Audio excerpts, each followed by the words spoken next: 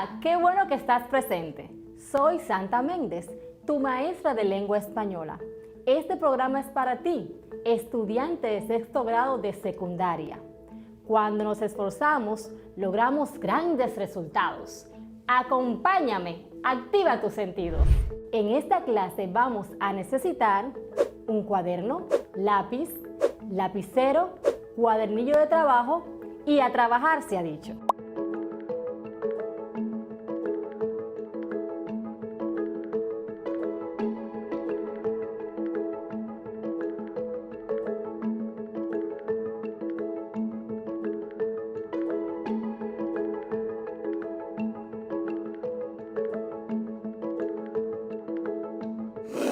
En nuestra clase anterior hablamos sobre la argumentación y algunas de sus características.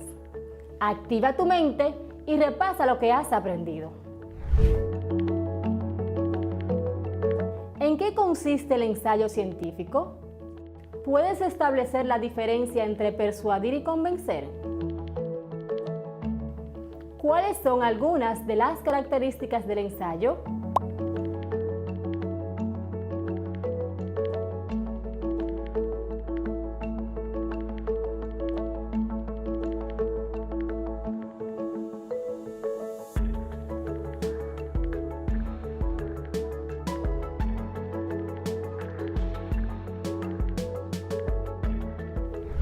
Para iniciar nuestro contenido de hoy es necesario establecer las diferencias entre persuadir y convencer.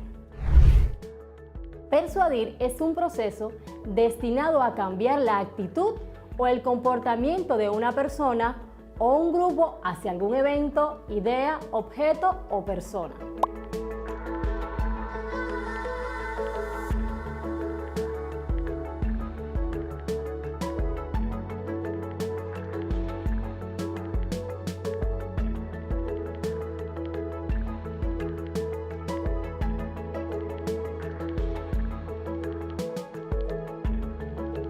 La persuasión es la consecuencia de un razonamiento bien elaborado, demostrable y por tanto convincente.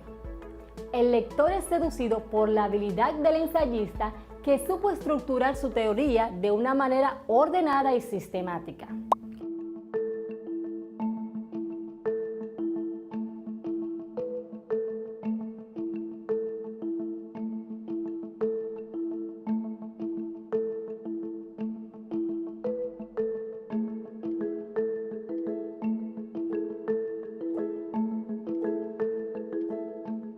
Por su lado, según la RAE, Real Academia de la Lengua, convencer es incitar, mover con razones a alguien a hacer algo o a mudar de dictamen o de comportamiento. Probar algo de manera que racionalmente no se pueda negar.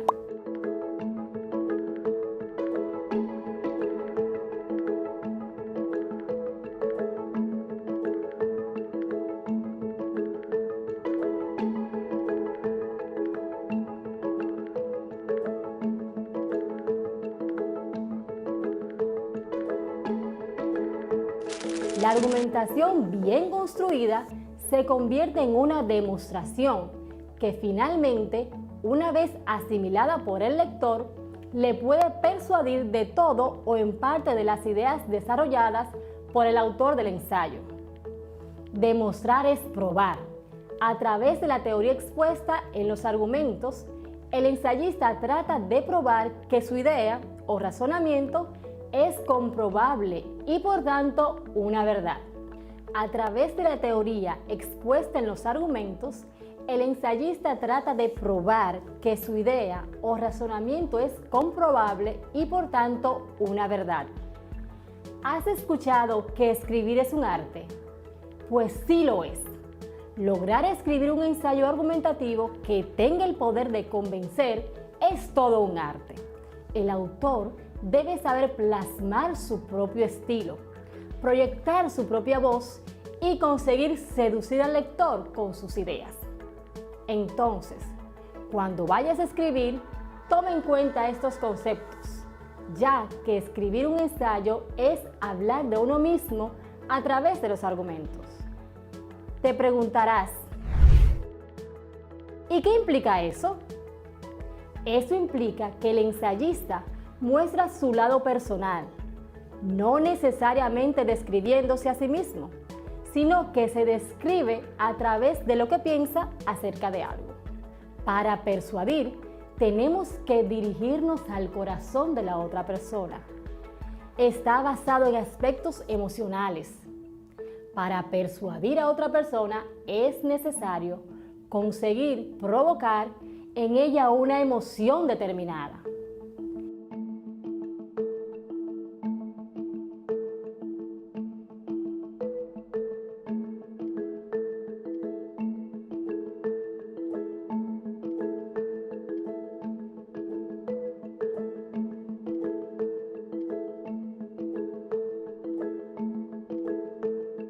Toma en cuenta lo siguiente: debes conocerte a ti mismo y saber utilizar tus palabras. Si eres capaz de generar empatía y un sentimiento positivo, tendrás más oportunidad para persuadir. Vamos a analizarlo de otra manera. Ante la llegada de la pandemia, la Organización Mundial de la Salud y la Organización Panamericana de la Salud han estado alerta con recomendaciones pertinentes de medicamentos que pueden mitigar el virus y algunas formas de prevenirlo o no contagiarse. Los diarios y revistas especializadas recogen importantes estudios, informaciones y reflexiones de expertos sobre el COVID-19. Es por eso que en la clase de hoy te propongo la lectura de ensayos científicos publicados en las fuentes que estén a tu alcance y luego elaborar comentarios. Quédate muy atento a los recursos utilizados para comunicar sobre este problema que nos afecta a todos. Toma en cuenta si genera empatía o motiva a un cambio de conducta. ¿Logra persuadir o convencer?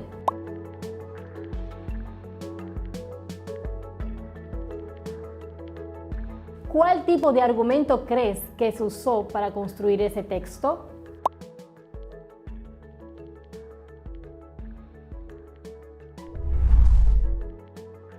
Que tenemos el mar lleno de plásticos no es algo nuevo. Ya nos sorprenden imágenes de playas llenas de desechos, animales atrapados en anillas o que parte de los peces que comemos vengan con el estómago lleno de plástico.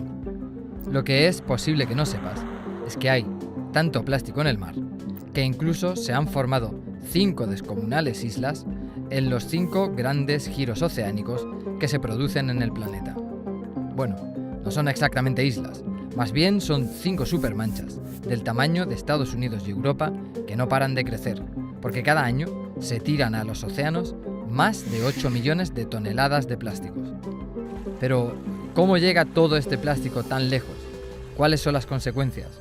Y sobre todo, ¿se puede limpiar?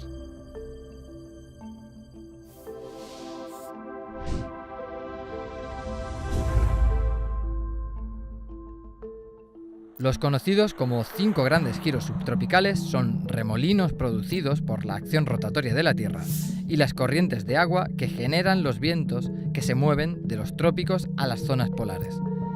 Estas corrientes actúan como cintas transportadoras, en las que viajan los plásticos que pasan de las costas hasta las lejanas aguas donde se están formando estas islas. La más grande es esta, en el Pacífico Norte, y se calcula que reúne más de 2 billones de piezas y esquirlas de plástico. 10 veces más unidades que estrellas hay en la Vía Láctea, y que se extiende en una superficie del tamaño aproximado de 3 veces Francia. En conjunto, las 5 grandes manchas contienen más de 5 billones de piezas de plástico, que pesarían casi 270.000 toneladas. El plástico fue inventado a mediados del siglo XIX, pero su producción en masa comenzó tras la Segunda Guerra Mundial, aunque la mitad de todo el plástico de la historia se ha producido apenas en los últimos 15 años. Se calcula que el 20% del plástico de los océanos es producto de las plataformas petrolíferas y de los barcos, mientras el 80% proviene de la producción en tierra.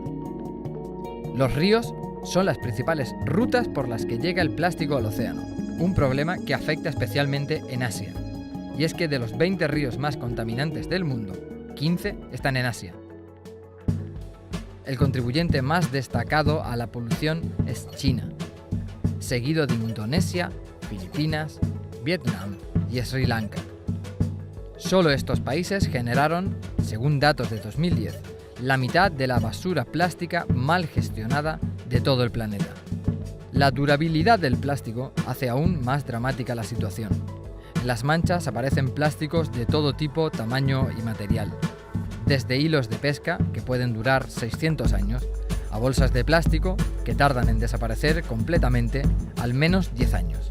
Si bien, antes de desvanecerse por la corrosión del mar y el sol, los plásticos se convertirán en micropiezas y desaparecerán en estómagos de peces y aves marinas de todo tipo.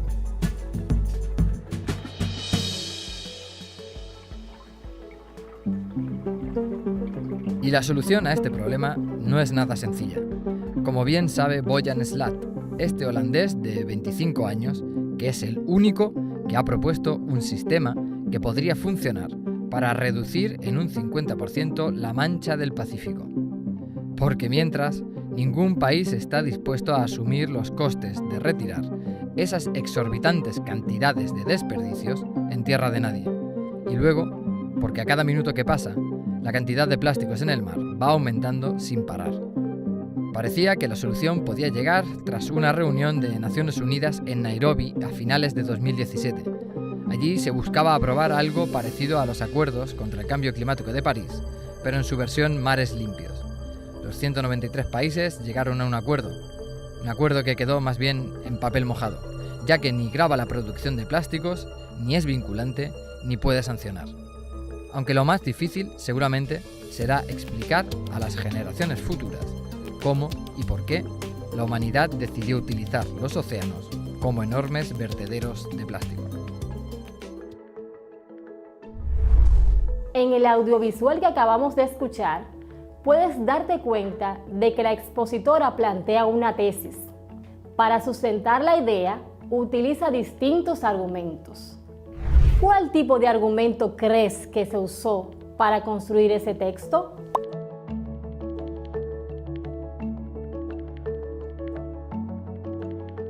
Te invito a realizar un comentario por escrito o un resumen que exprese el contenido del audiovisual. Puedes partir de las siguientes interrogantes. ¿Cuáles de esos argumentos son para persuadir y cuáles son para convencer? Comparte tu comentario con tus compañeros y maestros.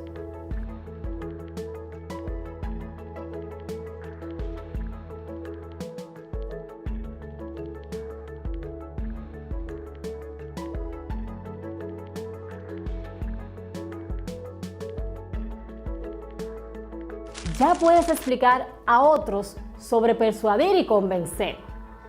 Cuando las razones que sustentan la idea están basadas en conceptos que son realizados generalmente aceptados o hechos científicos que no pueden contradecirse, entonces son conocidos como argumentos racionales.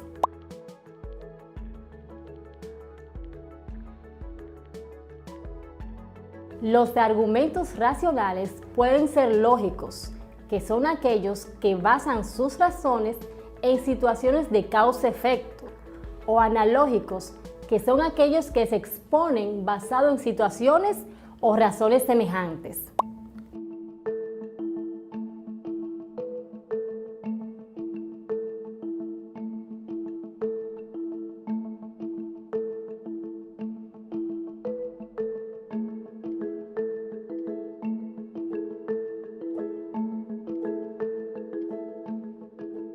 Por su parte, los argumentos emocionales tienen la intención de provocar emociones relacionadas sobre todo con los deseos, miedos o dudas, para conmover y suscitar una reacción de simpatía, empatía o rechazo.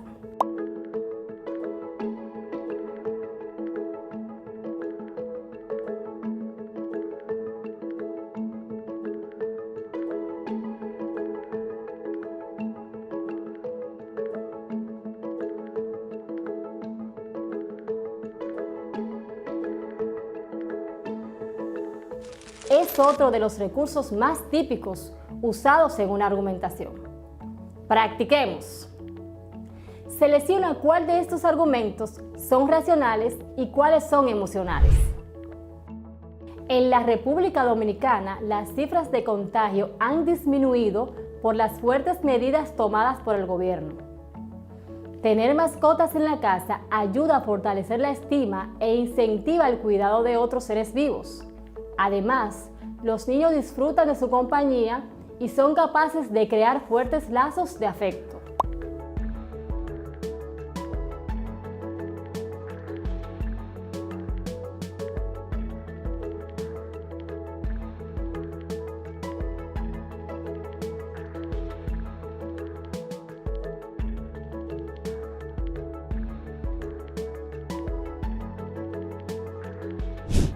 Cuando vemos a nuestros jóvenes inmersos en las redes sociales por tanto tiempo, sentimos que se pierde su mejor etapa para desarrollar sus habilidades.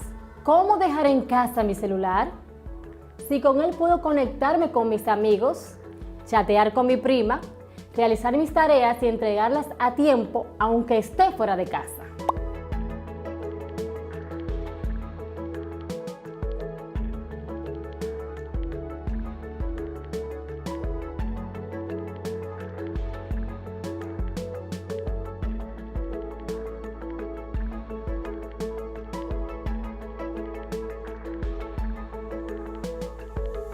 ¿No me darás eso sabiendo que lo necesito?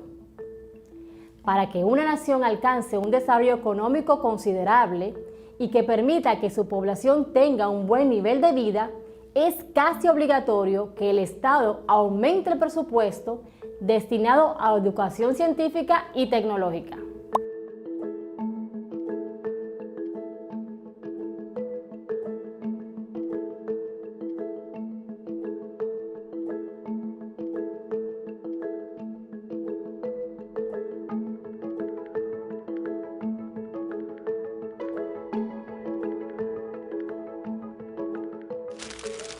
Separa los argumentos racionales de los emocionales y recuerda que siempre tienes la opción de contrastar tus respuestas con tus compañeros y con tu maestra.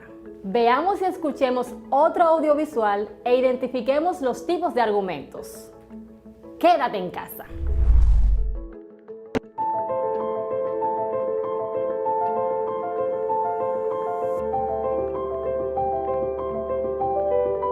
¿Nos han separado?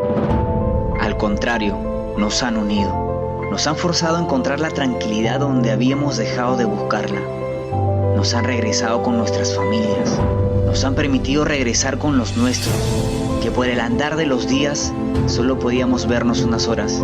Y son aquellos con los que siempre debemos estar y a quienes debemos proteger. Hay quienes están peleando la guerra, una guerra que es de todos, pero ellos están en primera fila. Nos han pedido atrincherarnos, que nos quedemos en casa, ya que antes de ganarla, debemos evitar que alguien más salga herido.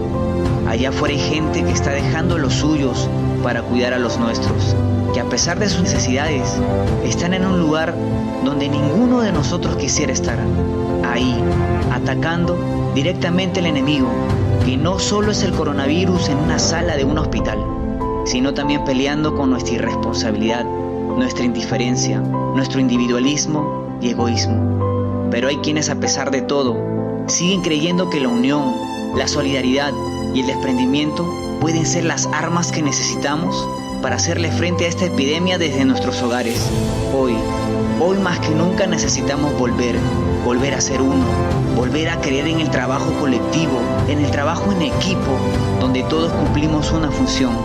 Ellos están afuera cuidándonos y nosotros quedándonos en casa. No sé si sea la tarea más fácil, pero es la principal. La única forma de detener al enemigo es que nadie se mueva. Quedémonos en casa. Hagámoslo por los nuestros y por los miles que están afuera sacrificándose. Esta guerra la vamos a ganar todos, con ellos afuera y nosotros desde casa. Volverá a salir el sol, volveremos a las calles, volveremos a las playas, a los parques. Hoy más que nunca estos lugares y muchos otros deben ser protegidos con la misma intensidad que protegemos nuestras vidas. Quédate en casa.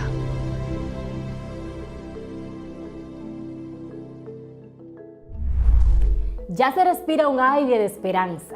Mientras estamos salvos en casa, seguimos aprendiendo. Ya ha analizado lo expuesto en el video, donde se establece la importancia de ser fuertes, de ser considerados con los demás y cuidarnos a nosotros mismos. Ahora, haz tu parte. Anota 2 argumentos y di de qué tipo son, si son racionales o si son emocionales. Justifica tus respuestas.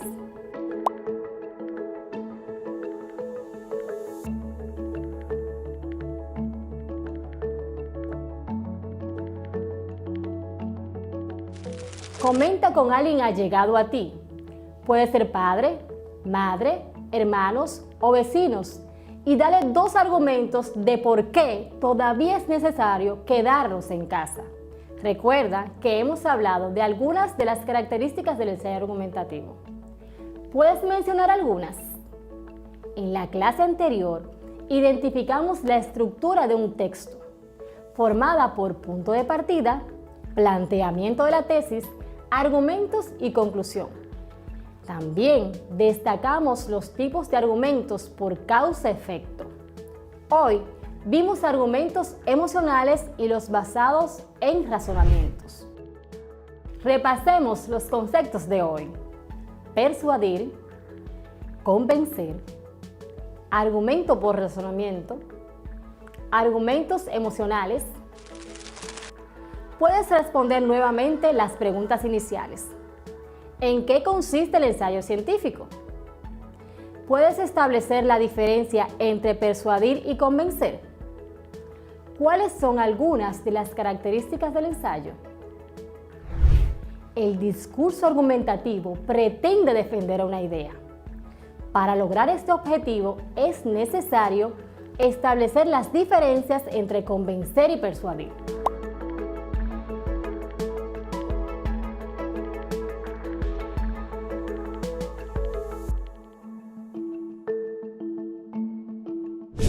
El primero busca una forma racional, bases sólidas para demostrar su veracidad, mientras que persuadir tiende a utilizar los argumentos emocionales, tocan los sentimientos del receptor.